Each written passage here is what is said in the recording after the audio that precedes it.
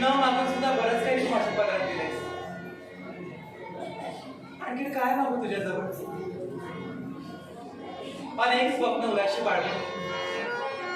संसाराच्या यशोवृद्धीसाठी आज जन्म झटत राहावे. जीवन सौख्याच्या उत्कर्षासाठी संसार हा प्रवाह उभे सुटावे आणि निस्वार्थ शिंपणानं संसार वेळेवर बहर आणावा. हेच आम्हा स्त्रियांचं कर्तव्य नाही का?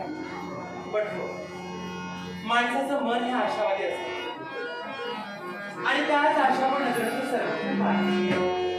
सुख म्हणजे काय, ते कुठे मिळेल आणि कसं मिळेल या प्रश्नाचं उत्तर शोधता शोधता माणूस आपलं जीवन असंच व्यर्थ घालवतो.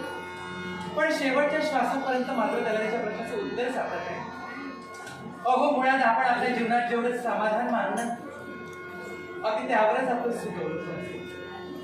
हाच आदर्श डोळ्यासमोर ठेवून मी माझा संसार सुखाचा आणि समृद्धीचा करण्याचा प्रयत्न करते. खरोखरच नशिबाच्या खेळात भाग्यवान ठरले असं म्हणायला काहीच हरकत नाही. कारण कोण माझा अहोबा काय म्हणत या प्रतिष्ठानपूर्ण नगरीचे राज करते गयाती, ज्यांच्या जीवनात त्यांची अर्धांगिनी म्हणून वावरते. देवा, या अखिल प्रजेची महाराणी मला तीच केली. आतापर्यंत जे दिवस पार पाडले ते तुझ्या आशीर्वादाने. याच्याही पुढे जे दिवस जातील ते फक्त आणि फक्त तुझ्या आशीर्वादाने. फक्त तुझ्या कृपेचा आशीर्वाद. आतापर्यंत माझ्या पाठीत जसा होता ना तसाच तो शेवटपर्यंत ठेव. आज तुझ्या कृपेनं या भरल्या संसारात प्रवेश केला. अशा माझ्या सुखी संसाराला कुणाची दृष्टी लागू नये एवढंच वाटतं मला. त्याहीपेक्षा आजचा दिवस माझ्यासाठी फार भाग्याचा आहे. का असणार नाही? प्रत्येक लग्न झालेल्या स्त्रीला आणि सौभाग्यवती स्त्रीला तिच्या आयुष्याच्या अंतापर्यंत स्मरणात राहील अशी ही रात्र. अशी रात्र कोणती असेल तर ही मधुचंद्राची रात्र.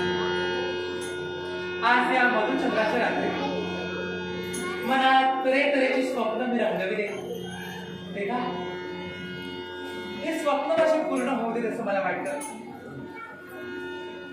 ज्यांच्या हाताला हात धरून गुरु आणि ब्राह्मणांच्या साक्षीने भरल्या संसारात प्रवेश केलाय ना, अशा या संसारात वावरत असताना देवा अशी सद्बुद्धी दे की अगदी वेळोवेळी स्थळोस्थळी माझं पाऊल अगदी योग्य दिशेला जाईल. आणि म्हणत तर पहा ना, माझ्या मधुचंद्राच्या रात्री हा माझा महान कसा शृंगार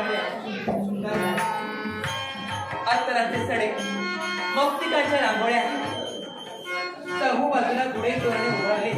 कुणासाठी? माझ्यासाठी? शेवटीच नाही, अहो त्यांच्यासाठी. हा जो साज शृंगार केलाय कुणासाठी? माझ्या देहाची शोभा वाढवण्यासाठी? मुळीच नाही, फक्त आणि फक्त त्यांच्यासाठी. केव्हा एकदा माझे प्राणेश्वर येतील आणि केव्हा एकदा या मधुचंद्राची रात्री अविस्मरणीय होईल असं मला क्षणोक्षणी वाटतं. माझ्या सौभाग्यदेवाच्या दर्शनासाठी माझंही मन अधीर झालं आणि या अधीर झालेल्या मनाचं स्मरण करण्यासाठी एकच मला वाटतं, एकच नाव.